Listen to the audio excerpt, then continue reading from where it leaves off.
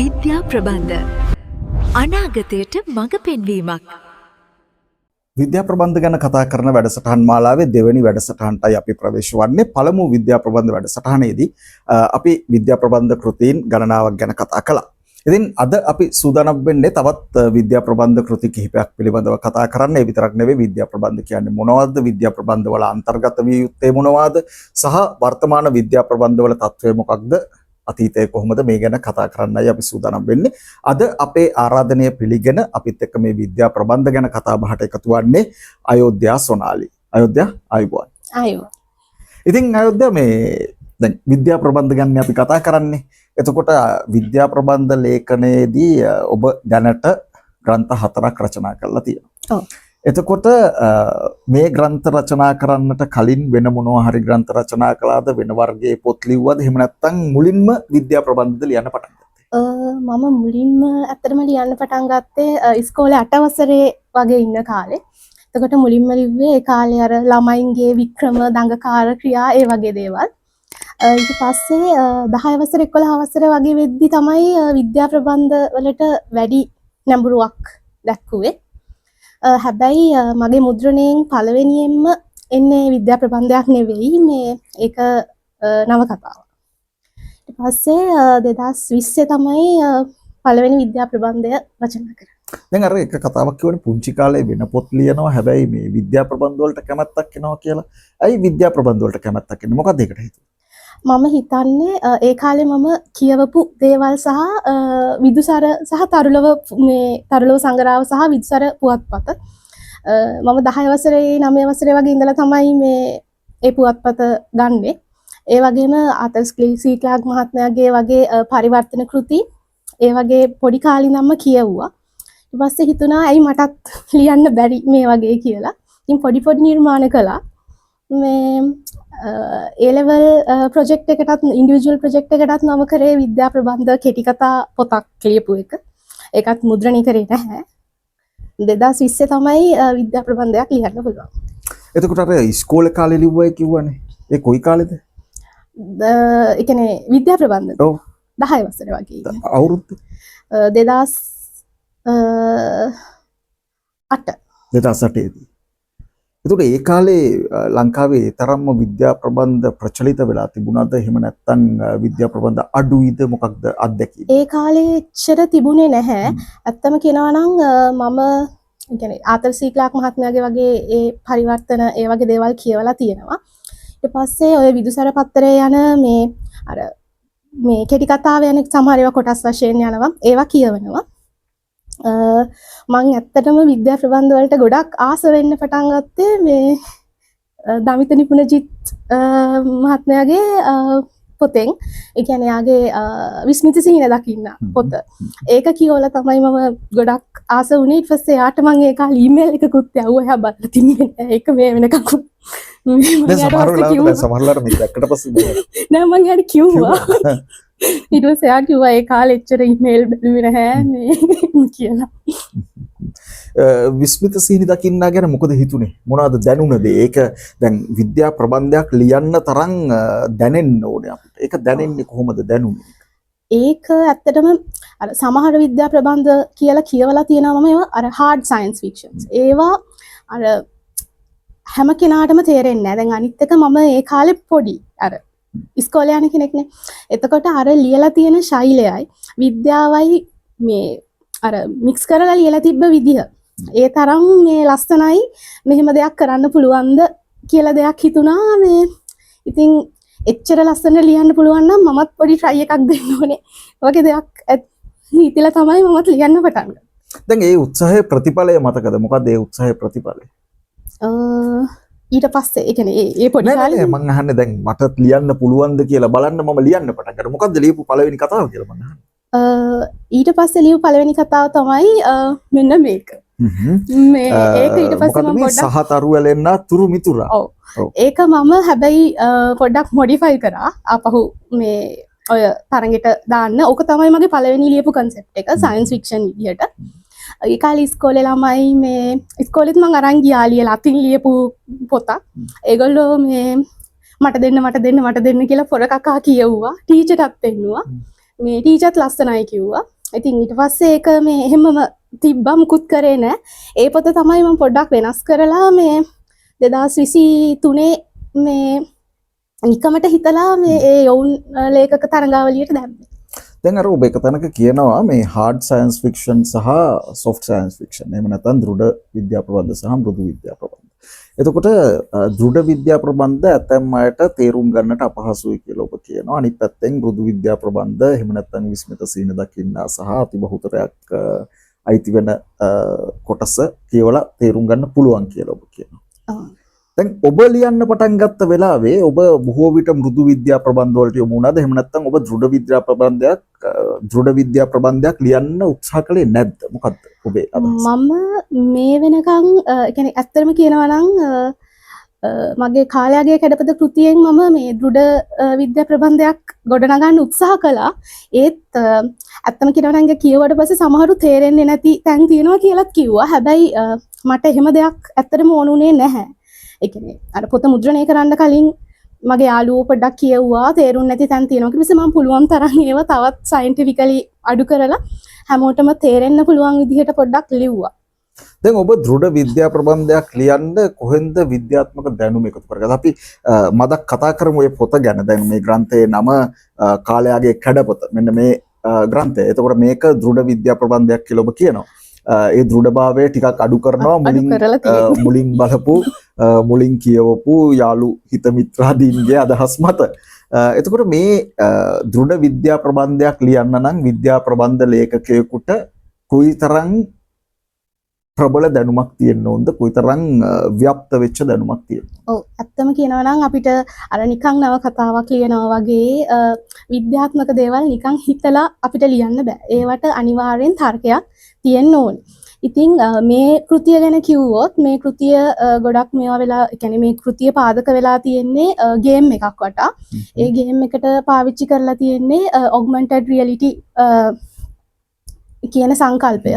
එතකොට ඒ ගැන ඒක අර ඒ කියන්නේ AR සහ VR අතර වෙනස් වීම ඒ වගේ දේවල් මම ගොඩක් ස්ටඩි කරා. රිසර්ච් පේපර්ස් උත් ස්ටඩි කරලා තියෙනවා. අන්තර්ජාලය ගොඩක් පරිශීලනය කරලා මේ ඒවට හරියට මේවා කරන සොෆ්ට්වෙයාර්ස් මොනවාද? ඒවා කොහොමද ඒ කියන්නේ ලෙන්සර්ස් නිපදවන්නේ කොහොමද? ඒ වගේ දේවල් ගොඩක් හොයලා බලලා තමයි මේ කෘතිය රචනා කළේ. එතකොට ඔබේ අධ්‍යාපන පසුබිමක් තියෙනවද විද්‍යාව? අධ්‍යාපන පසුබිම කියන්නේ මම A levels වලට කරේ maths. ඊට පස්සේ civil engineering degree එකක් කරා. ඊට පස්සේ geographical information systems and remote sensing masters එකක් තියෙනවා. මේවා ඒ කියන්නේ ගේමින් පැත්ත ගත්තොත් මම software engineering කරලා තියෙනවා ඩිප්ලෝමා එකක් ඒත් ගොඩක් ගැඹුරට කරලා නැහැ. උනාට මම ටෙක්නොලොජි පැත්තට ගොඩක් කැමති කෙනෙක්. මේ ඒ නිසා ඉතින් අර පොඩි කාලේ වුණත් ඔය මේ ටෙක්නොලොජි සම්බන්ධ දේවල් වලට ආසයි. අනිත් පැත්තෙන් දැන් අර A levels වලට math stream එකෙන් කරනකොට ගණිත විෂය ධාරාවෙන් කරනකොට එක පැත්තකින් භෞතික විද්‍යාව සහ රසායන විද්‍යාව තියෙනවා. එතකොට අර මූලික දැනුම මූලික කාරණා ටිකත් එතනින් ලැබෙනවා. ඔව් ඒක නම් ඇත්ත. මේ මට හිතෙනවා මේ බෑග්ග්‍රවුන්ඩ් එක මේ maths කරපු නිසා ටිකක් ඒ කියන්නේ ගණිත ගැටලු ඒ වගේ දැන් සමහර මම ලියපු කෙටි කතා වගේ වට ගණිත ඒ වගේ දේවල් යොදාගෙන තියෙනවා. මේ අනිවාර්යෙන් මැත්ස් කරපු එක මේ ලොකු පිටිවහලක් වුණා කියලා. දැන් මට අහන්න හිතෙන ප්‍රශ්නයක් තියෙනවා මේක විද්‍යා ප්‍රබන්ධ වලට සම්බන්ධ නැති වෙන්නට පුළුවන් සමහර වෙලාවට. දැන් අපි විද්‍යා විෂය ධාරාවන් වලින් උසස් පෙළ හදාරනකොට එහෙම නැත්නම් විද්‍යා විෂය ධාරාවන් ඉගෙන ගන්නවා නම් යම් කෙනෙක් ඒ විද්‍යා විෂය ධාරාවන් ඉගෙනීම නිසා ඊට පෙර හිටපු මනුස්සයා වෙනස් වෙනවද? මොකද්ද වෙන්නේ? ඒ කියන්නේ දැන් අපි O level කරනකොට අපිට ඒ තරම් ලොකු විද්‍යාත්මක දැනුමක් නැහැනේ. හැබැයි විද්‍යාත්මක ඉගෙන ගැනීමත් එක්ක ඒ මනුස්සයා වෙනස් වෙනවද? මං හිතන්නේ ප්‍රායෝගික තලයේදී. අනිවාර්යයෙන්ම වෙනස් වීමක් තියෙනවා. ඒ කියන්නේ දැන් අත්දැකීමෙන් දෙක කියන්නේ. අත්දැකීමක් තියෙනවා. දැන් මට නෙමෙයි වෙච්ච මේ ඕනනම් අපේ ටීචර් කෙනෙක් කියපු උදාහරණයක් මට කියන්න පුළුවන්. එකපාරක් එයාලගේ මේ ගෙදරක මේ ෆියුනරල් එකක් වෙලා තිබුණා. ඒකේ මේ හට් එක ගහගන්න ඒගොල්ලෝ දන්නේ නැතුව ලොකු කට්ටිය හිටියා වැඩි හිටි කට්ටිය. ඒ ටීචර්ගේ පුතා ඒ කාලේ මැත්ස් කරන මේ පිරිමි ළමෙක්. එයාගේ යාළුවෝ ටිකක් ඉඳලා තිබුණා. ඊට පස්සේ අර වැඩි හිටි කට්ටියට මුකුත් කරගන්න බැරි වුණා. ළමයි උදව් වෙන්න අඬ ගැහුවා මේ ළමයි ආවෙත් නැහැ කිව්වා. ඊට පස්සේ ඒගොල්ලෝ ටික වයසක අය ඔක අතෑරලා ගියාට පස්සේ අර ළමයි ටික එකතු වෙලා හරියට ගානට නූලට මැනලා කිසිම ප්‍රශ්නයක් නැතුව ඒ හට් එක හදලා තිබුණා. ඒ ටීචර් මේ විදිහට අපිට කිව්වා අර බලන්න මේ වගේ දේවල් ඉගෙන ගත්තම වෙන වෙනස අර වගේ දේවල් ඉගෙන ගත්තම වෙන වෙනස කියලා. ඒ කියන්නේ සෝරි එහෙම නෙමෙයි මේ වගේ දේවල් ඉගෙන ගත්තම අර ප්‍රායෝගිකව කොහොමද ඒවා අත්හදා බලන්නේ කියලා. එතකොට අනිවාර්යෙන් වෙනසක් තියෙනවා. ඒතකොට දැන් විද්‍යා ප්‍රබන්ධ රචනා කිරීමේදීත් මේ කියන අර විද්‍යා විෂය ධාරාවෙන් ඉගෙන ගැනීම ඊට පස්සේ ඊට ඉහළට ශාස්ත්‍රපති උපාධියක් දක්වා විද්‍යා විෂය ධාරාවන් වලට සම්බන්ධ දේවල් ඉගෙන ගැනීම පිටිවහලක් වෙනවද කොහොමද? පිටිවහලක් නම් වෙනවා ඇත්තටම. දැන් ඔය කාලයගේ කැඩපත කෘති එහෙමත් මැපින් තාක්ෂණය ඒවා ගැන ලියලා තියෙනවා. ඒවා මගේ මේ ඉගෙන ගත්ත දේවල් වලින්ම ලියපු ඒවා. හැබැයි ඉතින් මෙහෙම දෙයක් කියන්න ඕනේ අර එහෙම ඉගෙන නොගත්තත් වර්තමානයේ තියෙන දැන් අපිට පහසුකම් තියනවානේ. දැන් ඒක දැන් අන්තර්ජාලය දැන් කෘත්‍රිම බුද්ධිය ඒ පහසුකම් එක්ක දැන් එහෙම ඉහළට ඉගෙන ගත්තේ නැති කෙනෙක්ට උනත් හොඳ විද්‍යා ප්‍රබන්ධ ලියන්න පුළුවන්. ඉගෙන ගන්න ඕනේ කියලාත් නැහැ. හැබැයි දැන් විද්‍යා ප්‍රබන්ධයක් ලියනකොට ඔබ සලකා බලන මූලික කාරණා මොනවද? මම ඔය ඔතනින් නැගෙන ප්‍රශ්නයට එන්නම් මෙතනට ගිහිල්ලා අපහු. දැන් ඔබ විද්‍යා ප්‍රබන්ධයක් ලියද්දී ඔබ මේ විද්‍යා ප්‍රබන්ධය ලියන්න පෙර ආතුව සලකා බලන මූලික කාරණා මොනවද? මුලින්ම ඒ කියන්නේ Tamanට වස්තු බීජයක් හිතෙන්න ඕනේ. ඊට පස්සේ වස්තු බීජයත් එක්ක මම හිතන්න ඕනේ මම මේ විද්‍යා ප්‍රබන්ධය මොන ඒ කියන්නේ මොන තේමාවක් වගේද ලියන්නේ කියලා. දැන් තේමා ගොඩක් තියෙනවානේ. ඒ කියන්නේ රොබෝ තාක්ෂණය, අභ්‍යවකාශ ගවේෂණය, එතකොට ජෛව ඉංජිනේරු ඔහොම ගොඩාක් තියෙනවා. ඉතින් එහෙම හිතලා ඊට පස්සේ හිමින් ඇත්තටම මම ලියන්න පටන් ගන්න සෑහෙන කාලයක් හිතලා මුල පොඩි සටහනක් ගහගෙන යනවා. ඒ කියන්නේ චරිත මොනවද? එහෙම මේවා කරලා ඊට පස්සේ ලියන්න පටන් ගන්නවා. හැබැයි මගේ තියෙන දේ මේ මම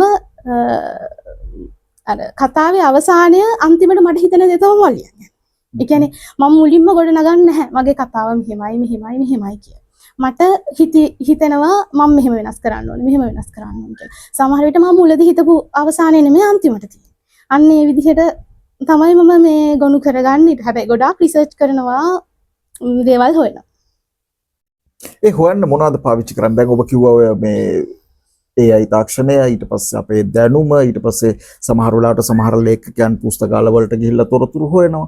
ඒතර මේ වගේ අධ්‍යයනය කිරීම සඳහා මොන වගේ ක්‍රමවේදද භාවිත කරන්නේ? ගොඩක් වෙලාවට දැන් මුල් කාලේ දැන් මේ පොත් එකක්වත් ලියනකොට හරිය මේ AI තාක්ෂණය තිබුණේ නැහැ. තිබුණා මේ දැන් තියෙන තත්ත්වෙට දියුණු වෙලා තිබුණේ නැහැ. එතකොට ඉතින් මම මේ අන්තර්ජාලය රිසර්ච් පේපර්ස් අපේ ලංකාවේ ලියපු පොතත් මම පරිහරණය කරනවා. පුස්තකාලේ කියන්නේ අර කරුණු හොයන්න නම් මේවා කරලා නැහැ. හැබැයි අර පොත් හොයාගෙන කියවලා අර දැන් මම කලින් කිව්වා වගේ මෙන්න මේක වෙනස් විදිහේ දෙයක් මමත් මේක නෙමේ මේ මීට කිට්ටුවෙන් යන වෙනස් විදිහේ දෙයක් හිතලා කරන්න ඕනේ. අන්න ඒ වගේ දෙයක් ඇති කරගන්න නම් පොත් ගොඩක් පරිහරණය කරලා තියෙනවා. ඒ කියන්නේ තොරතුරු හෙව්වටම මේකෙන් විද්‍යා ප්‍රබන්ධයක් ලියන්න බෑ. ඒකට මොකද්ද තව තියෙන්න ඕනේ අතිරේක කාරණා? ඒකට තියෙන්න ඕනේ පළවෙනි අතිරේක කාරණා තමයි පරිකල්පනය. අර තමන් හිතලා කොහොමද ඉස්සරහට මේක ලියාගෙන යන්නේ? කොහොමද මේක මම ඒ කියන්නේ අනිත් අය ලියපු විද්‍යා ප්‍රබන්ධ වලින් වෙනස් වෙන්නේ? නැත්තම් හැමදාම හරි මම මේක මේ වගේම එකක් තව තියෙනවා. එහෙම නොවෙන්න නම් මම කොහොමද ලියන්න ඕනේ? කට්ටිය ඒ කියන්නේ වෙන අය ලියලා නැති පැති මොනවාද? අන්න ඒ වගේ දේවල් බලලා මේ හොඳ අදහසක් හදාගන්න තමයි ඕනේ. මෙහෙම සිතුවිලි ඇති කරගන්නේ කොහොමද? මට නම් මේ ඇත්තටම මේ සමහර වෙලාවට හීනෙනුත් තේනවා. එහෙම දේවල් තියෙනවා. නිකන් ඔය ඉන්න වෙලාවට කල්පනා වෙන වෙලාවල් තියෙනවා.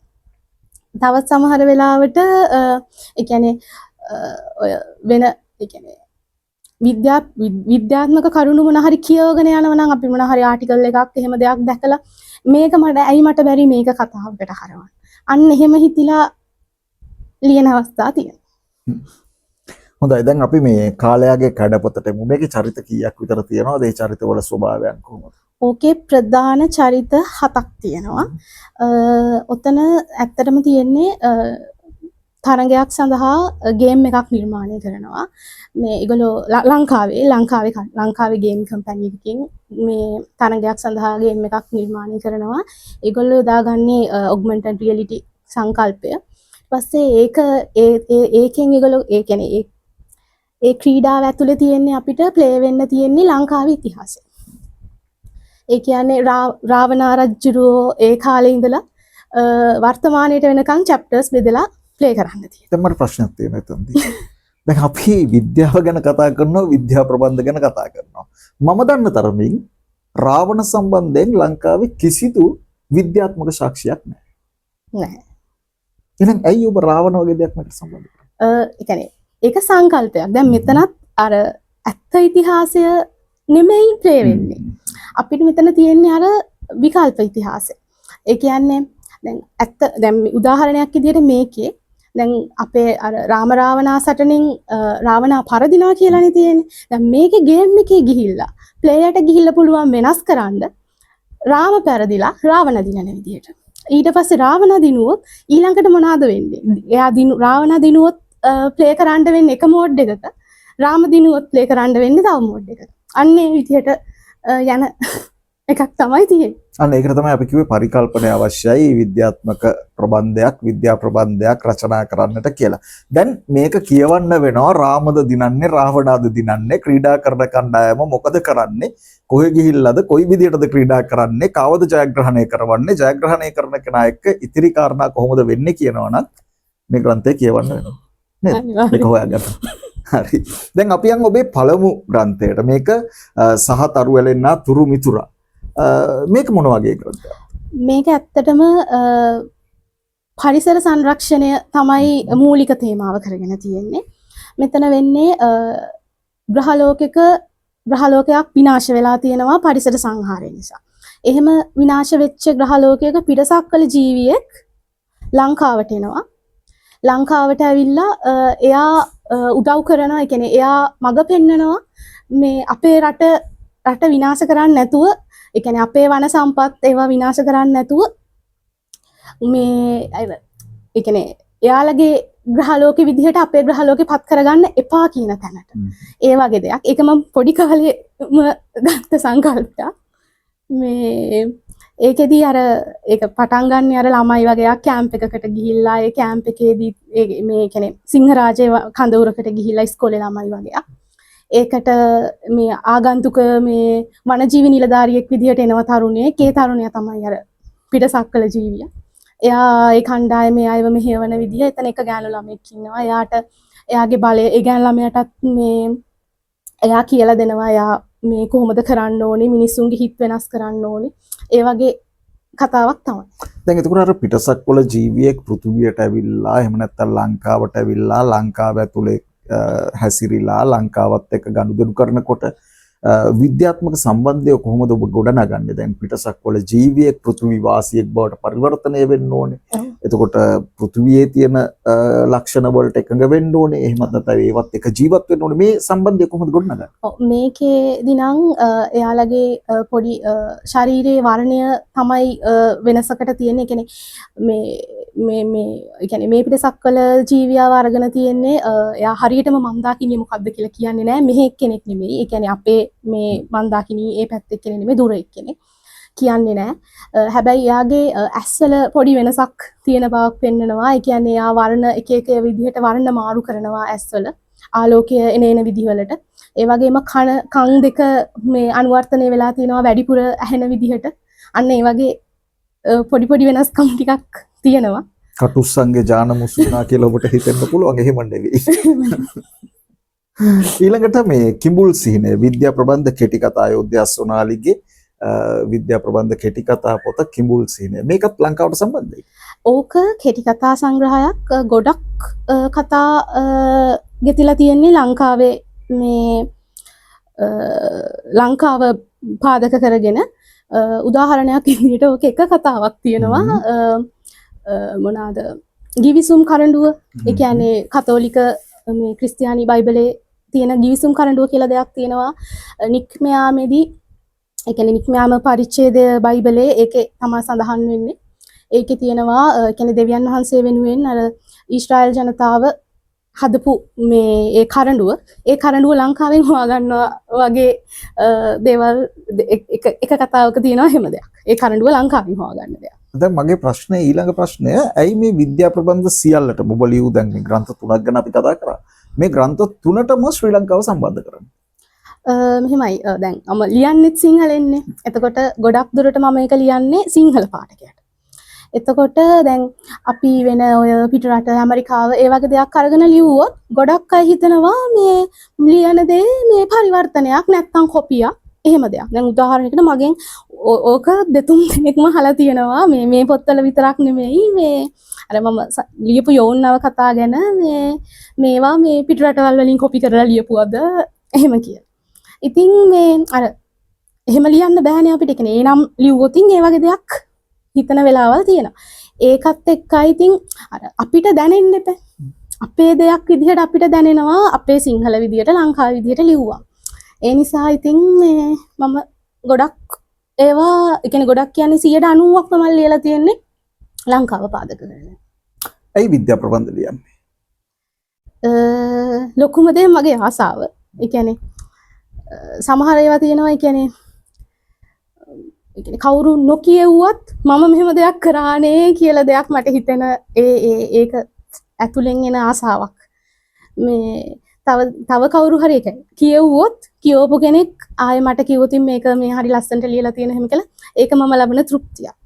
ඒ වගේම දැන් මම තාම අලුත් ඒ කියන්නේ ගොඩක් පරණ කෙනෙක් නෙමෙයි. ඒ වුණාට මේ කවදා හරි මම ලියපු මොකක් හරි අලුතෙන් දාපු තාක්ෂණයක් එහෙම දෙයක් මම මුලින්ම ලියපු දෙයක් මම ලියපු දෙයක් නම් කවදා හරි තව අවුරුදු 100කට පස්සේ හරි ඒක ඇත්ත වෙනවා නම් ඒක ඉතින් මේ අර මරුණත් ඉතින් මේ අර එහෙම මේ සතුටක් තියෙනවනේ.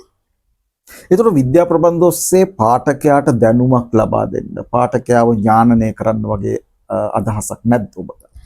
දැනුමක් ලබා දෙන්නත් ඕනේ. හැබැයි ඉතින් දැනුමක් මම මේ ලොකුවට විශ්වාස කරන්නේ නැහැ මේ දැනුමක් ලබා දෙන එකම අර විද්‍යා ප්‍රබන්ධ රචනය කියන දැනුමක් ලබා දෙන්න නම් අපිට විද්‍යාත්මක ලේඛනයක් මොකක් හරි දෙයක් ලියන්න පුළුවන්. හැබැයි ඒවල දැනුම තියෙනවා. මේ ඒක අර දැනුම විදිහට දීලා නැහැ. ඒ කියන්නේ විද්‍යා ප්‍රබන්ධයක් කියන දෙයක් මම ඇත්තටම හිතන්නේ නැහැ ලොකුවට දැනුමම දෙන්න ඕන දෙයක් කියලා. වින්දනය කරන්න ඕනේ. වින්දනය කරන්න ඕනේ. ඒකෙන් අර හිතලා දැන් අපි බලලා අපි ලියපු දෙයක් බලලා මෙහෙම දෙයක් තියනවාද කියලා බලන්න මිනිස්සු පොළඹවනවා. අන්න ඒක වෙනම දෙයක්. ඒ කියන්නේ මේ පොතෙන් බලාගෙන දැනුමක් ගන්න කියන දේට මම හිතන්නේ. මේ අපි කතා කරපු පොත් තුනට ලැබිලා තියෙන ප්‍රතිචාර මොනවද? අර ඇත්තම කියනවා නම් අර සහතරු වලින් තුරුමිතුරා පොත කාගේවත් අතට වැඩි යන්න හම්බුන්නේ නැහැ. අර බස්නාහිර පළාත් එකේ පොත. මොකද බස්නාහිර පළාත් එකේ පොත කියන්නේ? ඒක අර 2023 බස්නාහිර පළාත් යෝන් ලේඛක තරංගාවලියේ හොඳම නවකතාවට තේරුණ එක. එහෙන් තමයි print කරේ. එතකොට ඒ නිසා අර ඒක අර ලොකුවට පාඨකයන්ට ගිය පොතක් නෙවෙයි. අනිත් ඒවට නම් සෑහෙන ප්‍රතිචාර හම්බෙලා තියෙනවා විශේෂයෙන් සහස්ත්‍ර මෙහෙයුම සහ කාලයගේ කැඩපත පොත් දෙකට. අපි කතා කළේ නැහැ තවමත් සහස්ත්‍ර මෙහෙයුම ගැන. එතකොට විද්‍යා ප්‍රබන්ධ ලියලා ඔබ එක පැත්තකින් තෘප්තිමත් වෙනවා.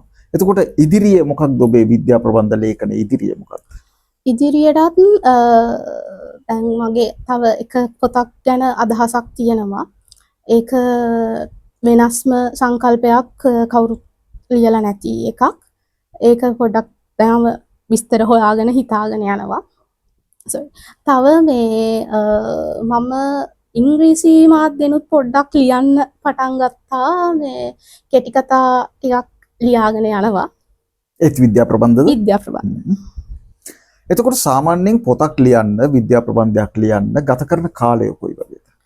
කෙටි කතාවක් වගේ නම් ඒ කියන්නේ රිසර්ච් කරන ඒවා ඔක්කොමත් එක්ක කෙටි කතාවක් වගේ නම් සති. ඒ කියන්නේ මං දවස් 5ක් විතර සර්ච් කරලා හිතලා එක දවසින් ලියාගෙන යනවා. කෙටි කතාවක් වගේ නම් නව කතාවකට නම් අවුරුද්දක්වත් යනවා ලියන්න. අවුරුද්දක් විතර යනවා. ඒ කියන්නේ අර සියලු කාරණා රිසර්ච් කරලා තොරතුරු සියලු හොයාගෙන ලියන්න මේ සියල්ලට අවුරුද්දක් විතර. කාලයගේ කැඩපත මම හිතන්නේ මට අවුරුදු 2ක් විතර. එතකොට ඔබ යොදා ගන්න භාෂාව ගැන මොකක්ද ඔබේ අදහස? මේ දැන් අපි සාමාන්‍යයෙන් අපි දන්නවා මොන ග්‍රන්ථයක් ලිව්වත් ඒ ග්‍රන්ථය පාඨකයාට සමීප කරන ප්‍රධාන සාධකය තමයි භාෂාව. එතකොට විද්‍යා ප්‍රබන්ධයක් පවා ග්‍රාහකයාට සමීප කරන්නේ භාෂාවත් එක්ක. ඔබ යොදා ගන්න භාෂාව මොන වගේ එකක් කියලාද ඔබේ අදහස තියෙන්නේ? මම ගොඩක් වෙලාවට සරල විදිහට තමයි යොදාගන්නේ. හැබැයි සමහර අවස්ථාවලදී ලිඛිත භාෂාවෙන් ලියන වෙලාවලුත් තියෙනවා. කතා කරන භාෂාවෙන් ලියන වෙලාවලුත් තියෙනවා. මගේ අර ගොඩක් දේවල් මම ලියන්නේ උත්තම පුරුෂ මේ දෘෂ්ටි කෝණයෙන්. සමහර වෙලාවට අර මට වෙන චරිතයකට මාරු වෙන්න ඕන නම් මම මේ දෘෂ්ටි කෝණය මාරු කරනවා. දැන් මේ පොත් දෙක තුනක් මේ විදිහට තමයි ලියලා තියෙන්නේ. අර මම කියන විදිහේ මම කතාව කියන ඇතුළේ ජීවත් වෙනකොට අර මට ලියන්නත් ලේසි කියවන කෙනාට තවත් ආස හිතෙනවා කියලා මේ මට හිතෙන හින්දා තමයි මම ගොඩක් වෙලාවට ඒ විදිහට පාවිච්චි කරන්නේ. දැන් එතකොට වර්තමානයේ බොහෝ විද්‍යා ප්‍රබන්ධ ලියවෙනවනේ. දැන් ඔබ අර කියපු 2008ට සාපේක්ෂව වර්තමානයේ වෙනකොට අපි දන්නවා විද්‍යා ප්‍රබන්ධ විශාල සංඛ්‍යාවක් ලියවෙනවා. මේ විද්‍යා ප්‍රබන්ධ වල භාෂා භාවිතය සහ විද්‍යාත්මක සංකල්ප සහ තාර්කිකත්වයේ ගොඩනැගීම විද්‍යා ප්‍රබන්ධයක් විදිහට සංකල්පීය වශයෙන් කොයිතරම් දුරක තියනවද කියන එක ගැන නිකන් ඔබ විග්‍රහ කරලා බලලා තියනවද? බලලා තියනවා. ඇත්තටම දැන් අර මම රිසර්ච් එකක් කරනවා මේ දවස්වල. ඒක කරන්නේ 31 වෙනි සියවසේ විද්‍යා ප්‍රබන්ධ ගැන මේ කැලණිය යුනිවර්සිටි එකේ. එතකොට ඒක නම් හැබැයි ගොඩක් සංකල්ප ගැන තමයි අවධානය යොමු කරන්නේ. භාෂාව එහෙම නෙමෙයි. භාෂාව ගත්තහම දැන් මට හිතෙන විදිහට කලින්ට වඩා මේ මුල් කාලේව සමහර ඒවා ටිකක් අමාරුයි කියවන්න. දැන් තියෙන ඒවා කියවන්න පුළුවන්. හැබැයි භාෂාමය වැරදි ටිකක් ඉස්සරට වඩා වැඩි. ඒ කියන්නේ නනනල භාවිතය, උක්තාක්‍යාත සම්බන්ධ, ඒ වගේ සරල දේවල් සමහර ඒවා වැරදි. අර ඒ වගේ දේවල් වලට තමයි මේ ගොඩක් අවධානය යොමු වෙන්න ඕනේ. නැත්නම් අර ඉස්සර තියෙන අර ඉස්සර තිබ්බ රාමුවෙන් එහාට ගොඩක් විවිධත්වයක් තියෙනවා දැන් විද්‍යා ප්‍රබන්ධ.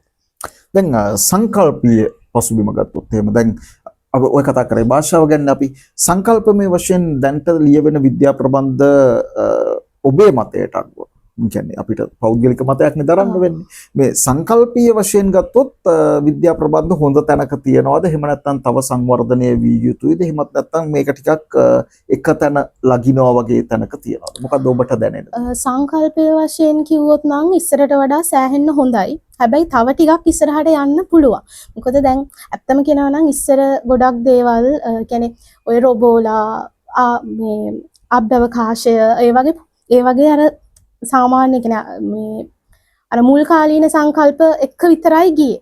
දැන් මේ කාලේ වෙනකොට ටිකක් වෙනස් වෙලා තියෙන. උදාහරණයකට දැන් අර මේ ජාන තාක්ෂණ ඒ වගේ දේවල් අර ඉස්සර මේ ඒවල ලකුවට නැහැ. හැබැයි තිබ්බා කියලා එන පෙරේරා මහත්මයාගේ මුල් කාලීන කෘතිවල අර වචන නොකියුවට ඒ වගේ දේවල් තමයි තිබුණේ. ඒ වුණාට දැන් මේ කාලේ පොඩි ඩයිවර්සිටි එකක් තියෙනවා වගේ හිතෙනවා. ඒ කියන්නේ කාලතරණය ගැන වුණත් අර ඉස්සර තිබ්බට වඩා පොඩ්ඩක් වෙන විදිහකට ඒ වගේ මිනිස්සුන්ට කුතුහලයක් ඇති වෙන විදිහට ප්ලොට් ට්විස්ට් වගේ දාලා විද්‍යා ප්‍රබන්ධ ලස්සනට මේ දැන් ලියවෙනවා කියලා මම විශ්වාස කරනවා. දැනට විද්‍යා ප්‍රබන්ධ කීයක් විතර කියවලා තියෙනවද? මම හිතන්නේ පරිවර්තනත් එක්ක ඔව් මං හිතන්නේ මේක අර නිශ්චිත ගාණක් කියන්න බෑ. නමුත් දල වශයෙන් අපිට හිතන්න පුළුවන් අපි මෙච්චර විතර කියවලා ඇති කියලා. පරිවර්තනත් එක්ක නම් 250ක් 300ක් විතර. දැන් පරිවර්තනත් එක්ක ගත්තොත් ලංකාවේ ස්වතන්ත්‍ර විද්‍යා ප්‍රබන්ධ වල තත්ත්වය මොකක්ද? මෙහෙමයි. දිග කාලයක් තිබ්බා ස්වතන්ත්‍ර කියන එක ඇත්තට තිබුණෙම නෑ වගේ. ඒ කියන්නේ දැන් 2000ට කලින් ඇත්තටම කොහොම මේ පොඩි ප්‍රමාණයයි තියෙන්නේ. මම දැන් රිසර්ච් එක කරපු නිසා මේ දන්නවා කියවලක් තියෙනවා. මේ බොහොම පොඩි ප්‍රමාණයයි තියෙන්නේ. හැබැයි දැන් විද්‍යා ප්‍රබන්ධ උනත් පරිවර්තන වලට වඩා මට පේනවා මේ ස්වතන්ත්‍ර වැඩි කියලා. දැන් ඒවයි තත්ත්වය මොකක්ද? දැන් අර අපි පරිවර්තන ග්‍රන්ථයක් කියවනකොට අපිට දැනෙන හැඟීමත් එක්ක සාපේක්ෂව බැලුවොත් මේ ස්වතන්ත්‍ර විද්‍යා ප්‍රබන්ධ වලදී අපිට දැනෙන හැඟීම මොකක්ද? මෙහෙමයි ස්වතන්ත්‍ර විද්‍යා ප්‍රබන්ධ වලින් සමහර විශේෂ කියන්නේ හොඳ කෘති තියෙනවා. ඒ කියන්නේ මම නම් වශයෙන් කියන්නේ නැහැ. මේ පරිවර්තන වලටත් වඩා මට උඩින් තියන්න පුළුවන්. හැබැයි සමහර ඒවා තියෙනවා මේ ඇත්තටම මේ විද්‍යා ප්‍රබන්ධ කියන්න බැරි ඒවාත් තියෙනවා. මේ එහෙම බලද්දී ඉතින් ඒ කියන්නේ පරිවර්තනයි ඒ කියන්නේ දැන් ලංකාවට වඩා ඇත්තටම තාක්ෂණයෙන් වැඩි රටවල් වල කෘතීන් ඒවා.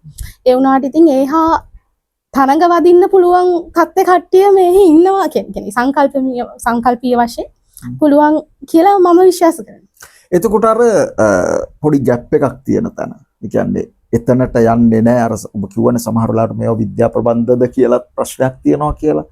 මෙන්න මෙතන ඉඳන් අර කියන ප්‍රමිතියට ඔසවා තබන්නට ඒ ප්‍රමිතියට ගේන්නට මොන වගේ ක්‍රියාමාර්ග ගන්න පුළුවන්ද අපිට?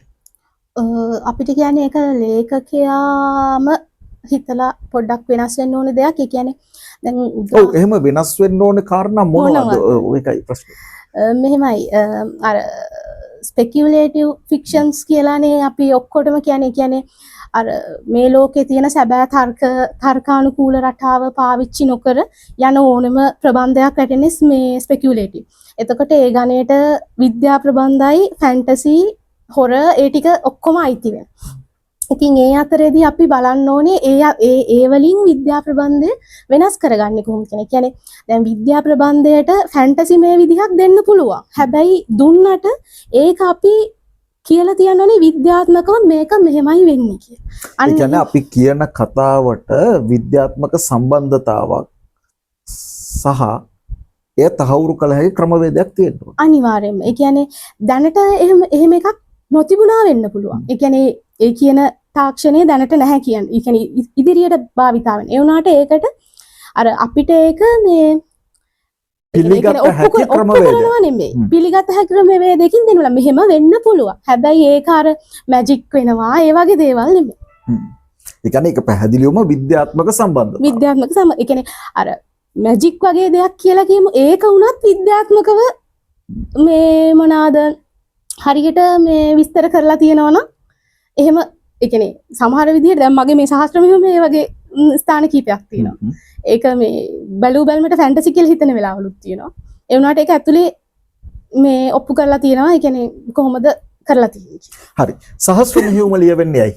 කොහොමද මේක ලියවෙන්නේ? ඒක ලියවෙන්නේ ඇත්තටම කොරෝනා කාලේ. මම මේ ඒ කියන්නේ ගෙදර මේ දැන් ජොබ් එක කරා. ඒ කියන්නේ ඔන්ලයින් වැඩ කරා. ඒ වුණාට මේ පොඩි නිදහසක් හම්බුණා. මම ඒක කොටස් වශයෙන් ලිව්වා දවස ගානේ මේ Facebook එකේ. පස්සේ ඒකට සෑහෙන්න ප්‍රතිචාර තිබුණා.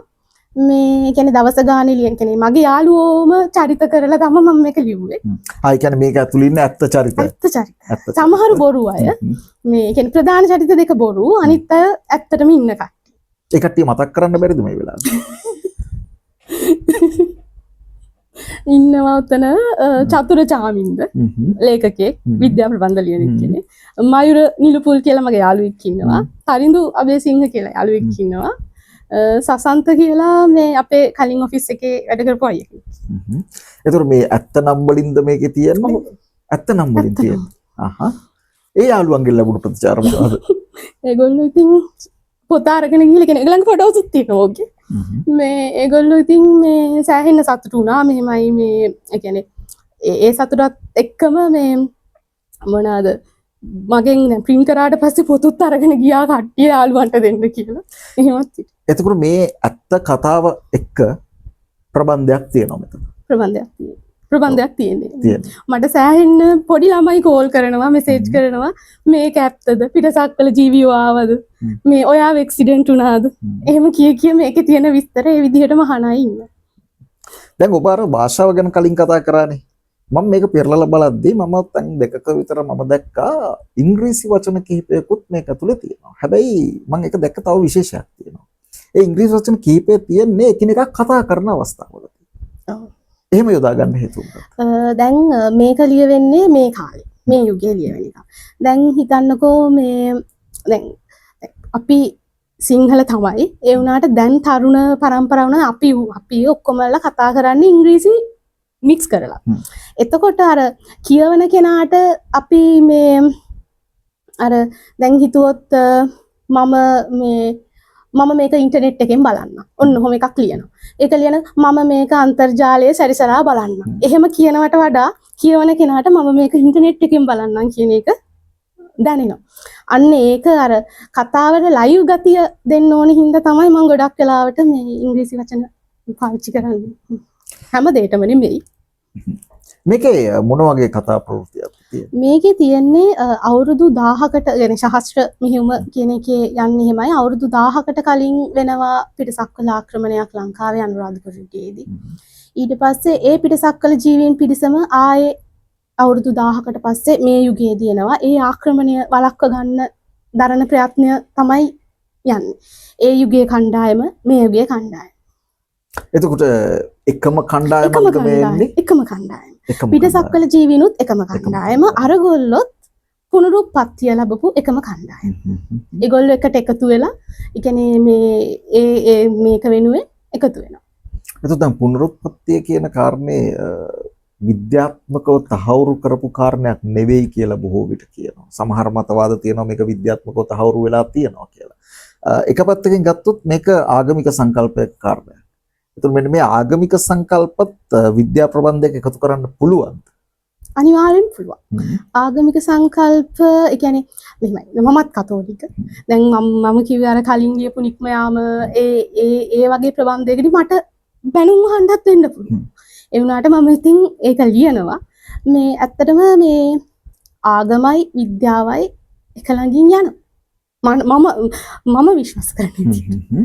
එතකොට විද්‍යාව නිසා ආගමට නිකන් පොඩි අර ආගමේ විශ්වාසවලට ආගමේ භක්තියින් එහෙම නැත්නම් ආගමික සංකල්ප වලට තර්ජනයක් එහෙම නැත්නම් අභියෝගයක් එල්ල වෙන්නේ නැත්නම් දැන් අපේ මගේ ආගම ගත්තොත් ලෝකයේ මැරීම වගේ දේවල් වලට ඉතින් අභියෝගයක් එල්ල වෙනවා.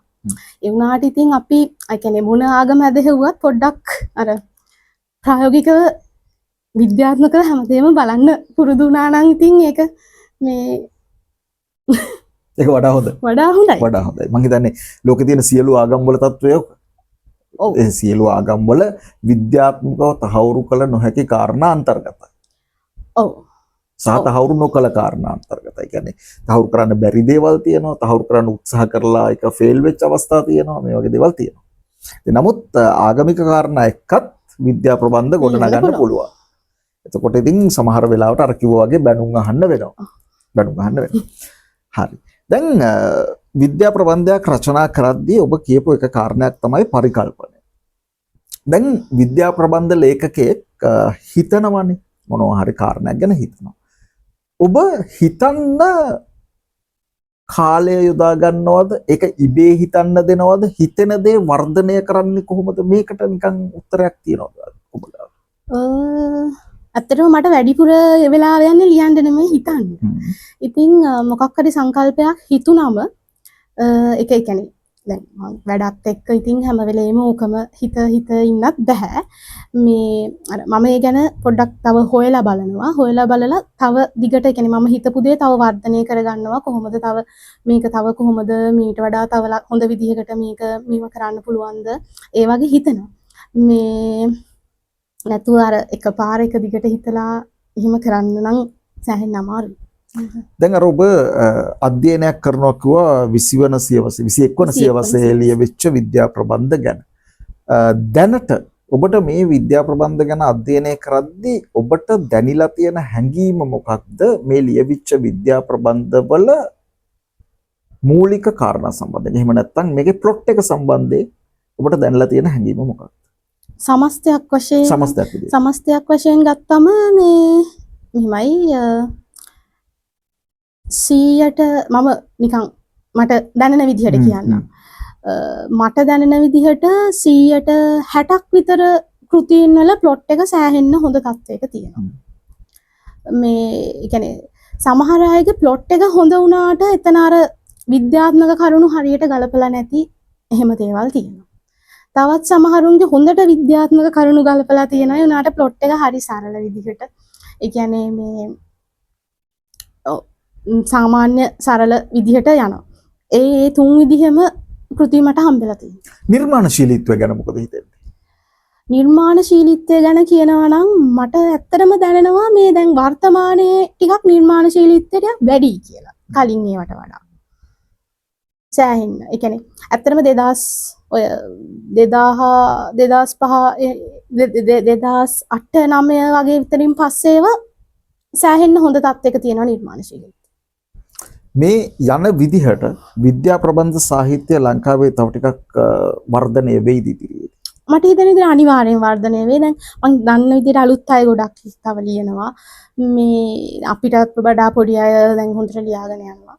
ඉතින් මේ අර විදිහට අර භාෂාවයි අර මේ ස්පෙකියුලේටිව් ඒවත් එක්ක ඒ කියන්නේ අර ෆැන්ටසි ඒවත් එක්ක පටලව ගන්න නැතු මේ ලියාගෙන ලියනවා නම් මේ මම හිතනවා ලංකාවේ හොඳ තැනක් තියෙයි කියලා විද්‍යා ප්‍රබන්ධ වලට.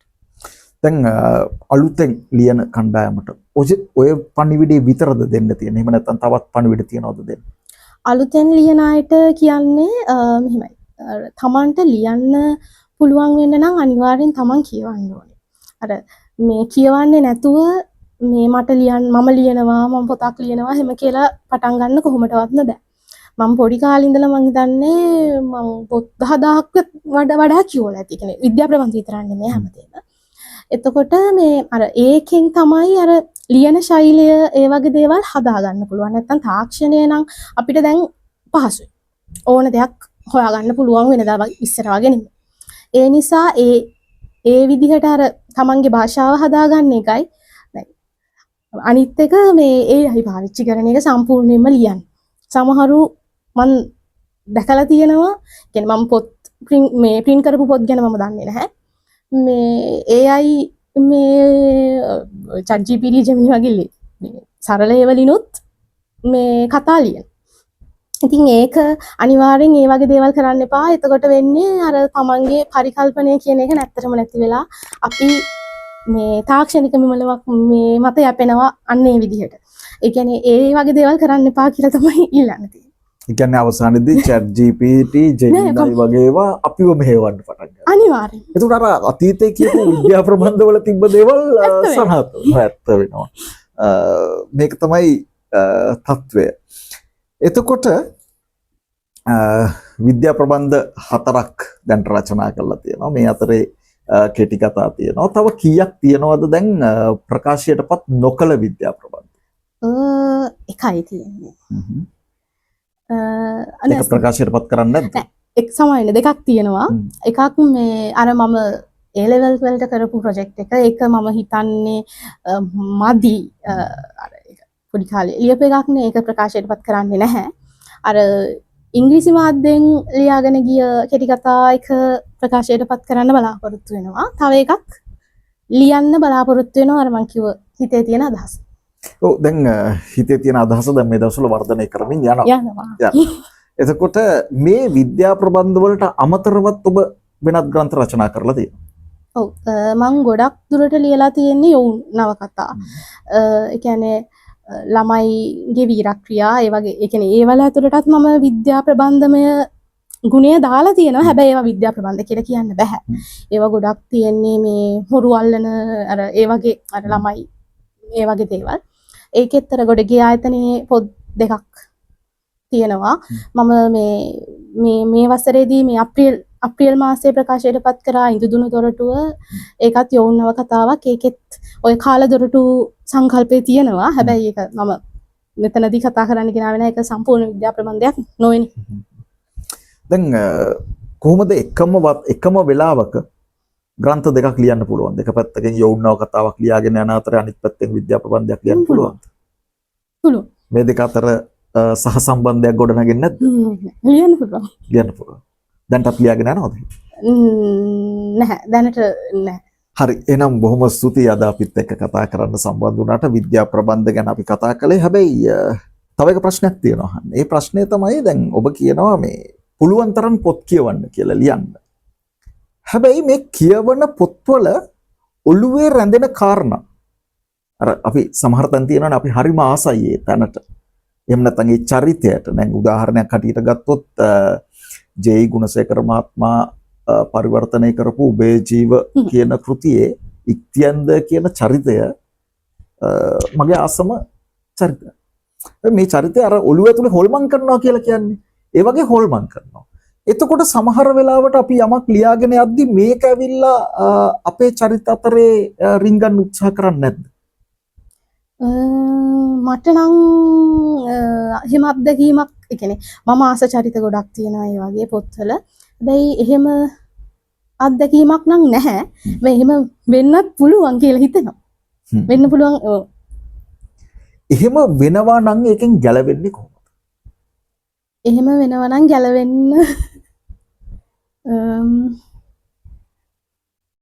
නෑ මට හිතෙන්නේ මෙහෙමයි. දැන් අපි කතා බහ කරන්නේ විද්‍යා ප්‍රබන්ධ ගැන. ඒතකොට විද්‍යා ප්‍රබන්ධ රචනයට කැමති කෙනෙක් ඉන්නවා නම් අපිත් එක්ක මේ කතාවට සම්බන්ධ වෙනකොට සමහර වෙලාවට හිතෙන්න පුළුවන් මටත් විද්‍යා ප්‍රබන්ධයක් ලියන්න ඕනේ.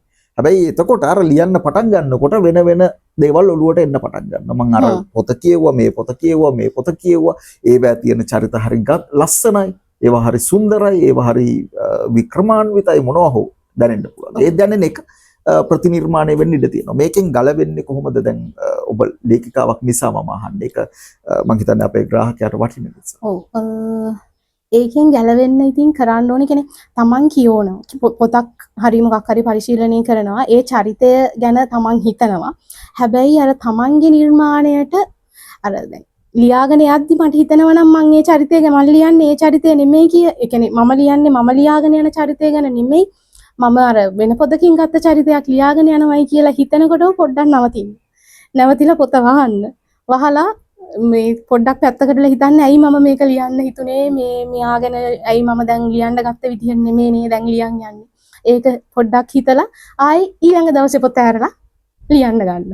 හරි. මේකෙන් කියන්නේ වෙන විදිහකින් කිව්වොත් යම්කිසි ප්‍රබන්ධයක් රචනා කරනකොට ඒ ප්‍රබන්ධය රචනා කිරීම සඳහා සැලසුමක් ඕන කියලා. ඔබ කොහොමද මේ සැලසුම හදාගන්නේ? මම සැලසුම හදාගන්නේ ඇත්තටම දැන් මට මොකක් හරි අදහසක් ආව කියමුකෝ. දැන් ඉස්සර නම් පෑනක් කොලයක් කරන් ලියනවා. දැන් ෆෝන් එක ගත්තා, නෝට් පැඩ් එකේ ලියාගත්තා. මෙන්න මෙහෙම එකක් තියෙනවා. මෙන්න මෙහෙම අදහසක් තියෙනවා. මම මේක ලියනවා. ඊට පස්සේ ගෙදර ඇවිල්ලා හරි වෙන කොයි හරි හිටියොත් හරි හැම ලියා ගන්නවා. ඊට පස්සේ ගෙදර ඇවිල්ලා නෝට්බුක් එකක් ගන්නවා. අරගෙන අරක ලියා ගන්නවා. ලියලා මේ අර දවස ගානේ අර පොඩක් හිතනවා. හිතලා ඉවර වෙලා මෙන්න මේ වගේ චරිත ටිකක් මේකට හොඳයි කියලා අර පොත අරගෙන ඔක්කොටම කලින් චරිත ටික නම් ටික දාගෙන මෙන්න මෙයා සයන්ටිස්ට් කෙනෙක් නම් මෙයා සයන්ටිස්ට් මෙන්න මෙයා මෙහෙමයි මෙන්න මෙයාගේ චරිත ස්වභාවය මෙහෙමයි මෙහෙම කෙනෙක් කියලා ලියා ගන්නවා. එහෙම ලියාගෙන ඉවර වෙලා තමයි සැලසුම මේ එහෙම ලියාගෙන ඉවර වෙලා තමයි ලියන්න පටන් ගන්නේ. මම ඒක ඇහුවේ මමත් ඒ වගේ. දැන් චරිතේ නම ඊට පස්සේ චරිතයේ ස්වභාවය චරිතයේ මේ ශාරීරික ස්වභාවය සහ හැසිරීම ස්වභාවය මේ සියල්ල එක කොලයකට ගන්නවා. ඇයි දන්නවද ඒකට හේතුව? සමහර වෙලාවට ලියාගෙන යනකොට අර චරිතයේ ස්වභාවය අමතක වෙනවා. සමහර වෙලාවට දුඹුරු ඇස් තියපු කෙනා කළු ඇස් වෙලා ටිකක් වෙලා යනකොට. ඒ නිසා අර කරගෙන බැලුවම හරි ලේසියෙන් චරිතය ගොඩනගා ගන්න පුළුවන්. ඒතර මේ සැලසුම දිගේමද යන්නේ ලියාගෙන යද්දි? තව අමතර චරිත දාන්න ඕන නම් ඉතින් අමතර දානවා. මේ කොහොමත් මං කිව්වේ මට අර අවසානයක් ගැන මම හිතලා නැහැ කියන්නේ. මට හිතාගෙන යනකොට එන අවසානේ තමයි මම දාන්නේ. ඒක ගොඩක් වෙලාවට වෙනස්. ඒ කියන්නේ මම පටන් ගත්ත විදිහෙන් වෙනස් වෙනවා. ඒ කියන්නේ පටන් ගත්ත අවස්ථාවේදී ඔබට තියෙන උපකල්පනයක් අවසන් කරන්නේ මෙහෙමයි කියලා. ඔව්. ඒ වුණාට කවදාවත් ඒ විදිහට අවසන් වෙන්නේ නැහැ. ඒ කියන්නේ කෙටි කතා වගේ දේවල් ඒ විදිහට අවසන් වෙනවා. නව කතා මගේ සෑහෙන්න මේ කවදාවත් පටන් ගත්ත ඒ කියන්නේ පටන් ගද්දි හිතපු අවසානයේ එකකටවත් මම පාවිච්චි කරලා නැහැ. දැන් අපි දන්නවනේ ලෝකයේ කෙටි කතාවක් කියලා පිළිගැනීමක් තියෙනවා. කෙටි කතාවකදී ඊට අනන්‍ය ශිල්පීය ක්‍රම තියෙනවා. නව කතාවකදී ඊට අනන්‍ය ශිල්පීය ක්‍රම තියෙනවා. හැබැයි දැන් කොහෙවත් අපිට කියන්න බෑ නව කතාවක් කියන එක මෙන්න මෙහෙමම ලියන්න ඕනේ. එහෙම නැත්නම් ඔබේ කතාව මෙහෙමම ලියන්න ඕනේ කියලා. නව කතාවක් විදිහටම ලියන්න ඕනේ කියලා. ඔබේ කතාව කෙටි කතාවක ලක්ෂණ සහිතවම ලියන්න ඕනේ කියලා. හැබැයි ඔය වර්ගීකරණයට අයත් නොවන ප්‍රබන්ධයක් තියෙන්න පුළුවන්. ඒ කියන්නේ විද්‍යා ප්‍රබන්ධයක් වෙන්න පුළුවන්. ඒක විද්‍යා ප්‍රබන්ධ නව කතාවක්. විද්‍යා ප්‍රබන්ධ කෙටි කතාවක්. හැබැයි විද්‍යා ප්‍රබන්ධයක් තියෙන්න පුළුවන් නව කතාවක් නොවන කෙටි කතාවක් නොවන. කාටවත් කියන්න බෑ මේකේ මේ නෑ මේක නව කතාවක් වෙන්නම ඕනේ. මේක කෙටි කතාවක් වෙන්නම ඕනේ කියලා කාටවත් කියන්න බෑ. හැබැයි මේ කියන ශිල්පීය ලක්ෂණ තිබ්බොත් අපිට කියන්න පුළුවන් මේක විද්‍යාත්මක කෙටි කතාවක් මේක විද්‍යා ප්‍රබන්ධ නව කතාවක් කියලා. ඔබ මේ ශිල්පීය ලක්ෂණ ගැන දරන අදහස මොකක්ද? ශිල්පීය ලක්ෂණ කියන්නේ ඇත්තටම දැන් නව කතාවක් කියලා සාමාන්‍යයෙන් කියන්නේ චරිත ගොඩක් සෑහෙන ඒ කියන්නේ චරිත ගොඩක් යොදාගෙන සිද්ධීන් සමූහයක් එක මේ මූලික සිදුවීමක් වටා වුණාට ඒකට මේ අමතර සිදුවීම් ප්‍රමාණයක් එකතු වෙනවා. එහෙම යන ටිකක් සාමාන්‍යයෙන් දිගට ලියවෙන කතාවක්. ඔව් ඒ වෙන විදිහකින් කිව්වොත් එහෙම පාදක චරිත සිද්ධි ඇසුරෙන් චරිතවල සියලු ස්වභාවයන් නිරූපණය කරන අවස්ථාවේදී අපි කියන එක නවකතාවක් කියලා. ඒතකොට විද්‍යා ප්‍රබන්ධයකදීත් මේ ලක්ෂණය ගොනු කරන්න පුළුවන්. හරි. ඊළඟට කෙටි කතාව ගත්තාම ඒකේ වෙන්නේ ප්‍රධාන එක සිදුවීමක්. ඉතා කුඩා චරිත ප්‍රමාණයක් එක මේ සෑහෙන කියන්නේ දිගින් අඩු කියන්නේ වචන ඒකත් වචන ගානක් කියන්න බෑ. ඒ කියන්නේ සමහර කෙටි කතා තියෙනවා දිගයි. මේ සයිස් පොතක් වෙන්න පුළුවන් කෙටි කතාවක් වෙන්න පුළුවන්. එක අර ඔව් එහෙම යන්න පුළුවන්. ඉතින් අර විද්‍යා ප්‍රබන්ධයක් කිව්වහම ඉතින් අර රාමු කරන්න බෑ අතරම අර නාට්‍ය පිටපතක් තිරපිටපතක් වුණත් අපිට ගන්න පුළුවන් මේ විද්‍යා ප්‍රබන්ධයට. කවි තියෙනවා.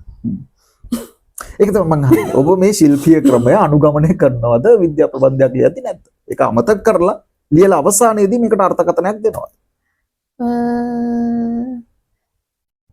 එහෙම කිව්වොත් දැන් මගේ කතාවක් ඇසුරෙන්ම කිව්වොත් දැන් මම කෙටි කතා ඒ කියන්නේ නව කතා වගේ ලියන්න පුළුවන් ඒවා කෙටි කතා විදිහට ලියපුවා තියෙනවා. එතකොට සමහර අය මට කියලා තියෙනවා මේක ඇයි දික් කරන්නේ නැත්තේ දිගට ලිය. ඉතින් මම කැමති නෑ. ඒ කියන්නේ ඒකට ඒ ප්‍රමාණය හොඳටම ඇති. ඒ කියන්නේ වෙන විදිහකින් කිව්වොත් කතාව එහෙම නැත්නම් ප්‍රබන්ධයේ හැඩරුව තමයි අන්තර්ගතය. ඊට පස්සේ ඕන කෙනෙකුට කියන්න පුළුවන් මේක කෙටි කතාවක්ද මේ නව කතාවක්ද? ඔව් ඒක අදාළ වෙන්නේ නැහැ. ඒ කියන්නේ වෙන විදිහකින් කිව්වොත් මේ කියන ආකෘතිමය ලක්ෂණ ඔබ භාවිත කරන්නේ නැහැ කතාවක් නිර්මාණය. ඒ කියන්නේ මගේ මූලික අවස්ථාවල් වලදී කොහොමත් මම මේ ඒක භාවිතා කරන්නේ නැහැ.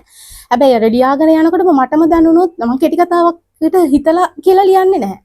මේ ලියාගෙන යනකොට මට දැනුණොත් මේක මේ ඇති මේ ගානින් නවත්තන්න ඕන කියලා ඒක කෙටි කතාවක් කියනවා. එහෙම කියන්නත් බෑ ඉතින් හරියටම කෙටි කතාවක්ද නව කතාවක්ද. හොඳයි දැන් ඊළඟ බලාපොරොත්තුව මේ පොත් දෙකට අමතරව වෙනත් ග්‍රන්ථ ප්‍රකාශයට පත් කරන්න බලාපොරොත්තුවක් තියෙනවද කොහොමද? දැනට ලියලා නම් නැහැ වෙන. ඒ කියන්නේ මට තව පොඩි අදහසක් තියෙනවා ළමා කෘති අර පුංචි මායට රචනා කරන්න. ඒ කියන්නේ යාලට ලංකාවේ තියෙනවා ගොඩක් මේ හැබැයි අර ඉංග්‍රීසි මාධ්‍ය මං හිතන්නේ ලංකාවේ අය ලියන ඒවා අඩුයි. ඒ කියන්නේ පිටරට ඒවා තමයි තියෙන්නේ. ඒ වගේ පොඩි මේ අදහසක් තියෙනවා. හැබැයි අර තාම ලොකුවටම නැහැ. මේ අර විද්‍යා ප්‍රබන්ධයට තමයි මේ මුල් තැන දෙන්න ඉන්නේ. බලාපොරොත්තු වෙන්නේ. හොඳයි. අපි අද කතා කරේ අයෝධ්‍යා සොනාලිත් එක්ක සහස්‍ර මෙහෙයුම සහතරු වෙලින්නා තුරුමිතුරා කිඹුල් සිහිනේ විද්‍යා ප්‍රබන්ධ කෙටි කතා ග්‍රන්ථය සහ කාලයාගේ කැඩපත මෙන්න මේ ග්‍රන්ථ 4 දැනට අතින් ලියවී තිබෙනවා. ඉදිරියේදී තවත් ග්‍රන්ථ දෙකක් ඉක්මනින්ම ප්‍රකාශයට පත් කරන්න බලාපොරොත්තු වෙනවා. ඉතින් විද්‍යා ප්‍රබන්ධ ගැන අපි අද කතා කළා. තවත් වැඩසටහනකදී තවත් ලේඛකයෙක් හෝ ලේඛිකාවක් සමග විද්‍යා ප්‍රබන්ධ ගැන කතා කරන්න අපි සූදානම්. අයෝධ්‍යා බොහොම ස්තුතියි. අයුබෝවන්. විද්‍යා ප්‍රබන්ධ අනාගතයට මඟ පෙන්වීමක්.